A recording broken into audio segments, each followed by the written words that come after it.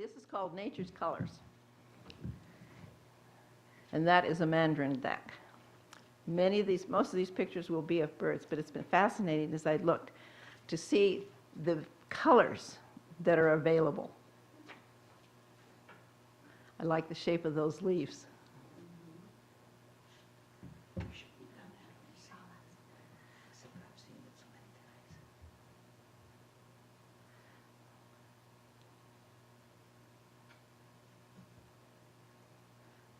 The blue butterfly against the yellow and white. That's a helmeted guinea fowl. We've seen them live. That's from South America. Now, take a look at that frog. You ever seen one with so many beautiful colors? Yeah. I've been trying to figure out what he was holding on to.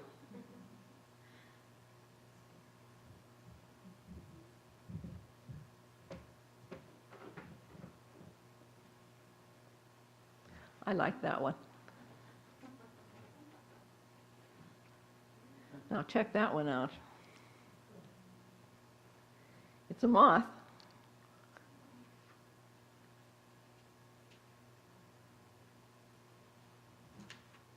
A peregrine.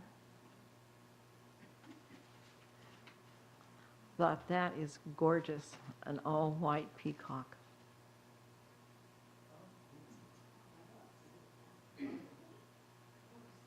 It's a horse. And it's got lots of feathers on its legs, Virginia, and a full flowing mane, and its tail is long and it sweeps the ground. Whoops.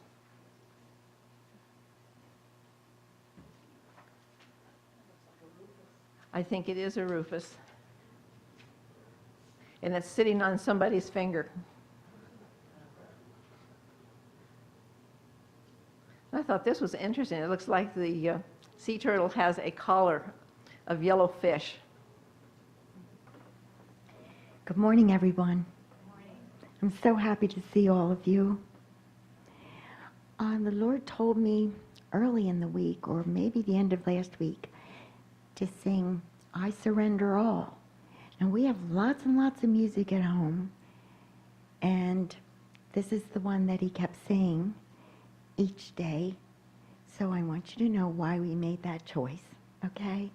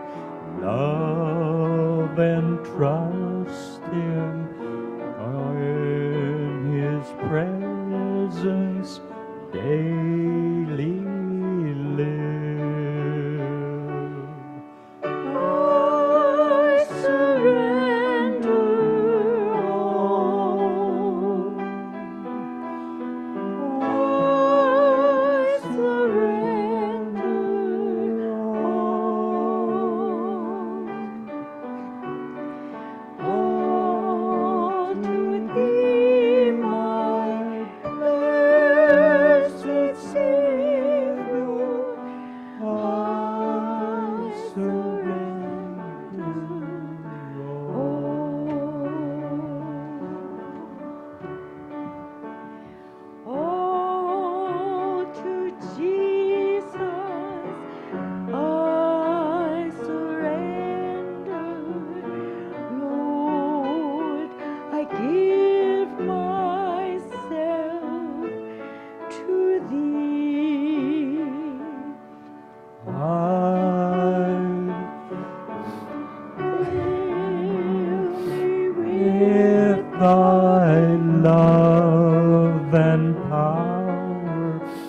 let thy blessings fall.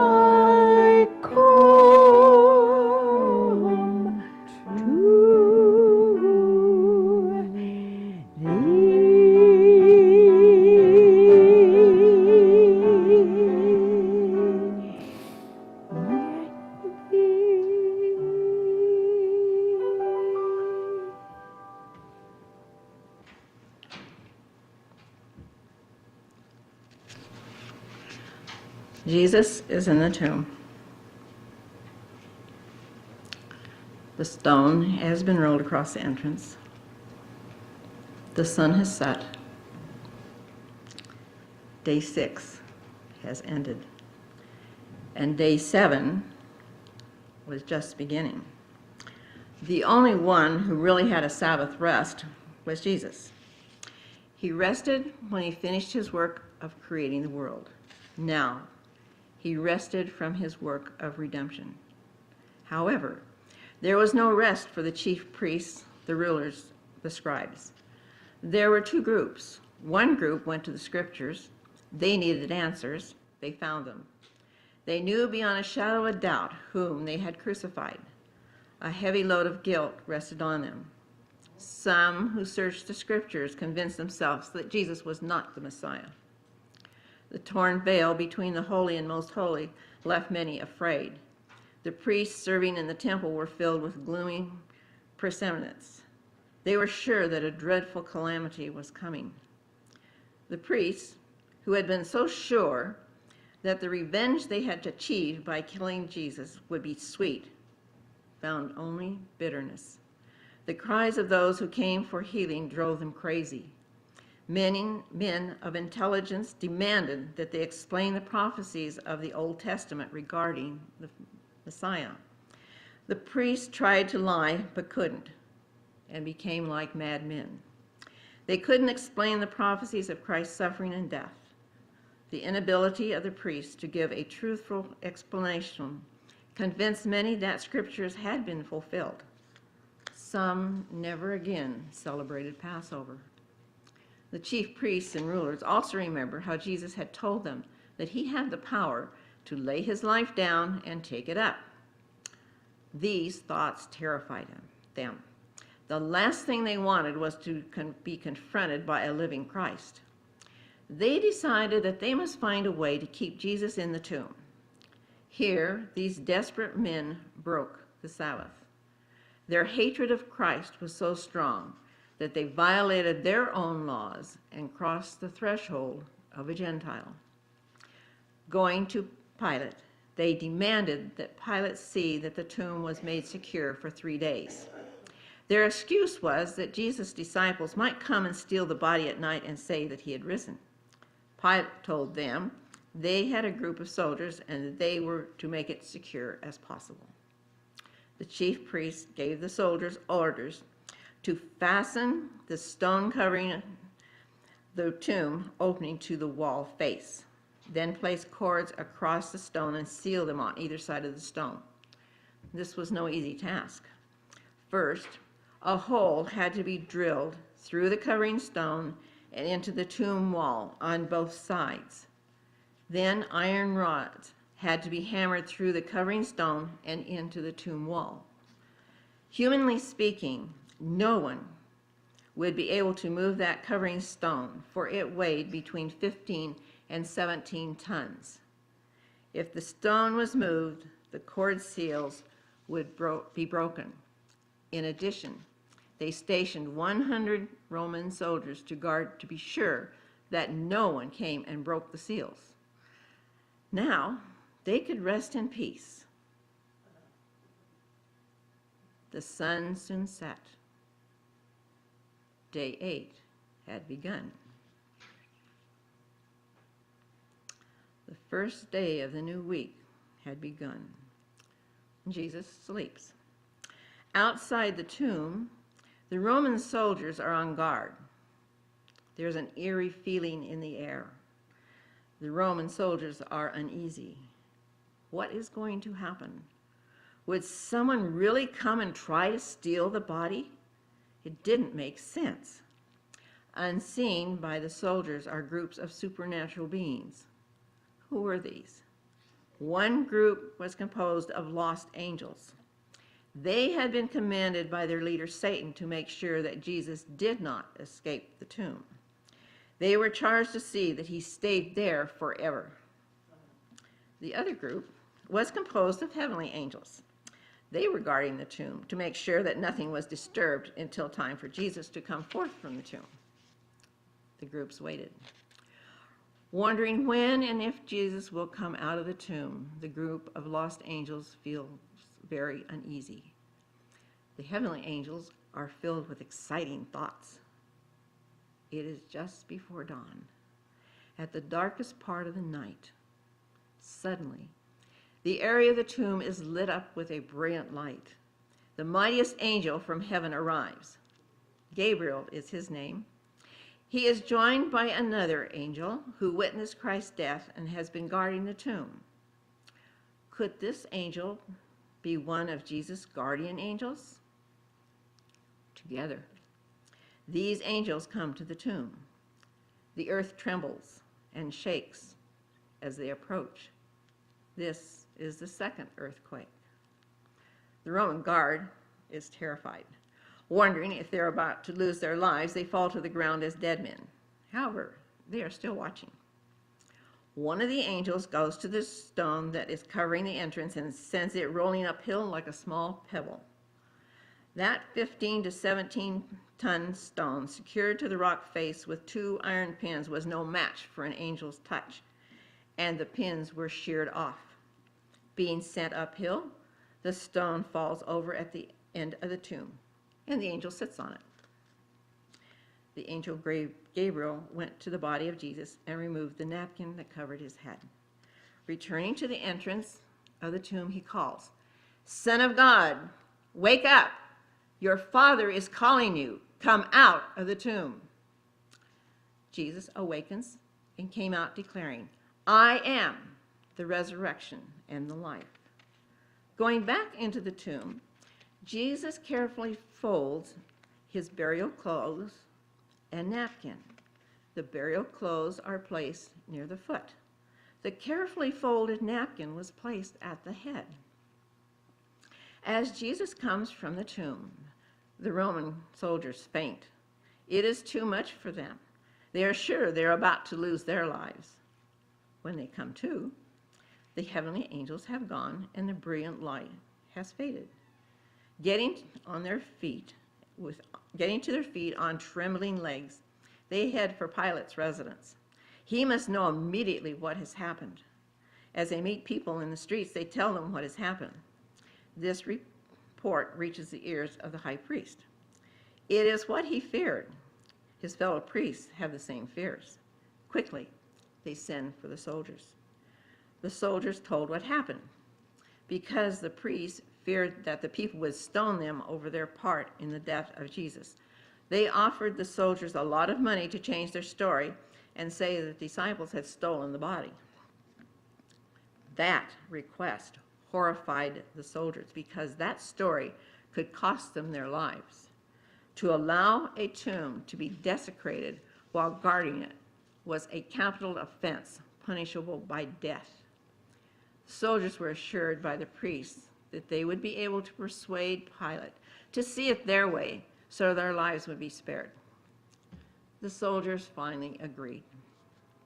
The priests went to Pilate with this lie. The true story had reached Pilate before the priests arrived. In terror and fear, Pilate had locked himself in his house. The priests were allowed to enter and told Pilate the cooked-up story. They asked Pilate to overlook what the soldiers had supposedly done. Pilate, being wise to the shenanigans of the priests and not trusting them, privately questioned the captain of the guard. The captain told Pilate the true story of what happened. The matter was dropped, but Pilate never had a moment of peace. He was now convinced that Jesus was not just an innocent man condemned to die, but the Son of God, and he was guilty of the blood of an innocent man. The brief years that followed were miserable ones for Pilate. Every hopeful, joyful thought was crushed by despair and anguish. Refusing to be comforted, he died a very miserable death. Now, let's go back and see what is happening with the women. Remember, they had not had the spices needed to properly embalm the body of Jesus. These spices had been prepared just before Sabbath began. It was early, just before the dawn, as they met and headed to the garden. Who were these women? Mary Magdalene, Mary the mother of James, Salome, Joanna, and other unnamed women. They discussed among themselves how they would get the stone rolled away from the entrance to the tomb. They had no idea that the stone covering the entrance had been fastened to the tomb wall. They felt the earthquake. Arriving at the tomb, they saw the stone rolled away. Looking in, they saw that the body of Jesus was gone. This filled them with fear because they were sure that an enemy had come and stolen his body. As they looked again, they were startled to see two angels dressed in white clothes. The angels knew why they had come. They spoke kindly to the women, telling them Jesus had risen from the dead, as he had said he would. The angels told the women to go tell his disciples he had risen. Immediately, all the women except Mary Magdalene left, running to find and tell the disciples what had happened.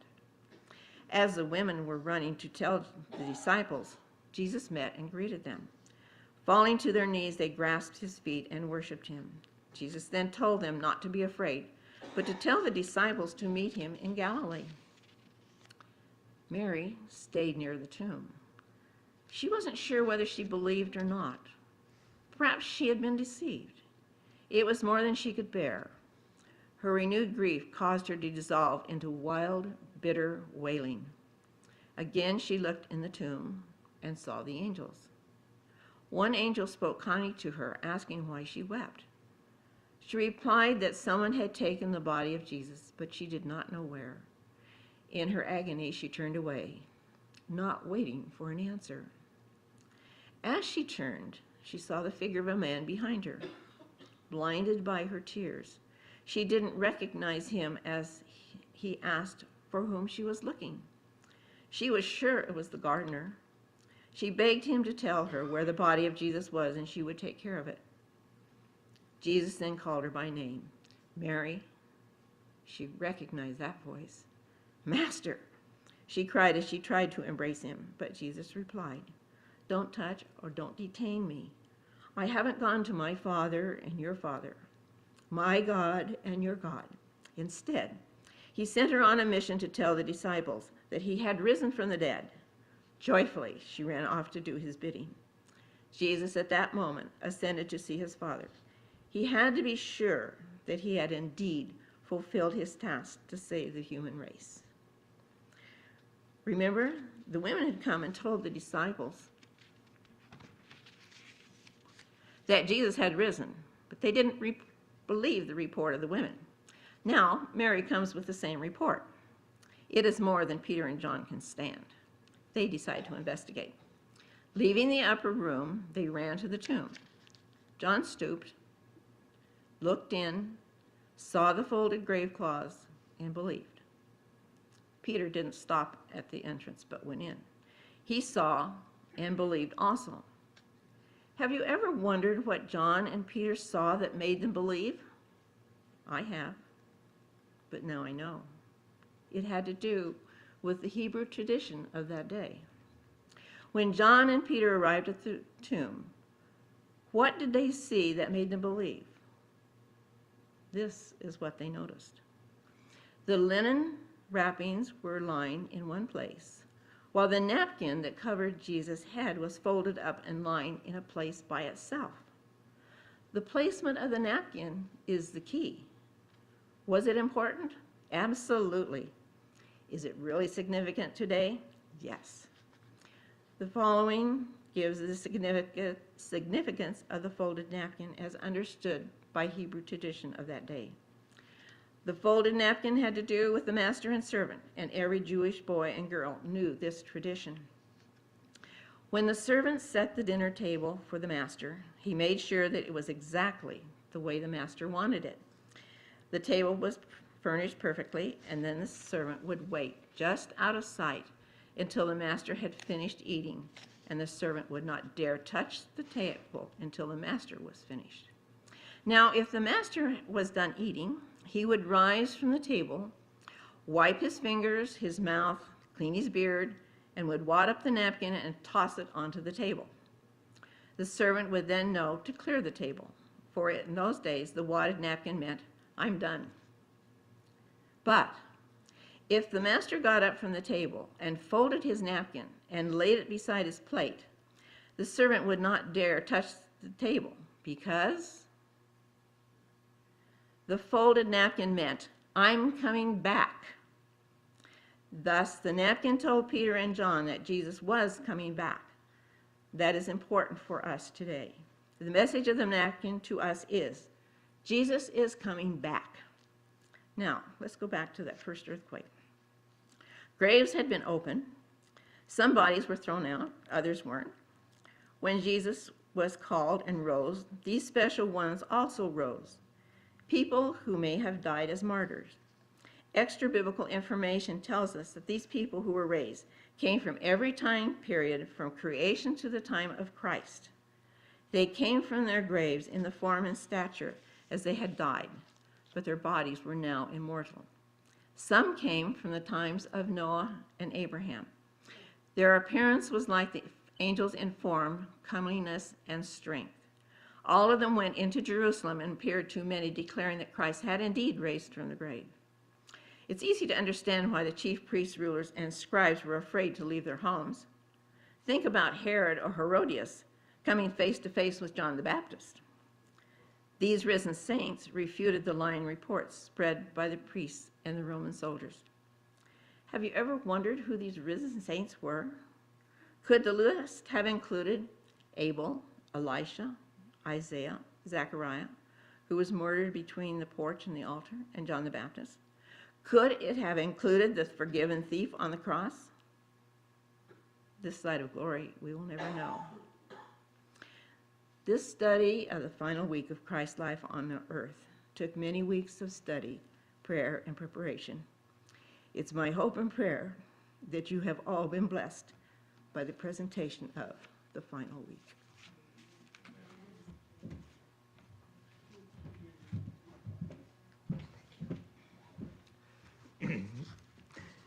I'd like to speak, first of all, to the internet audience.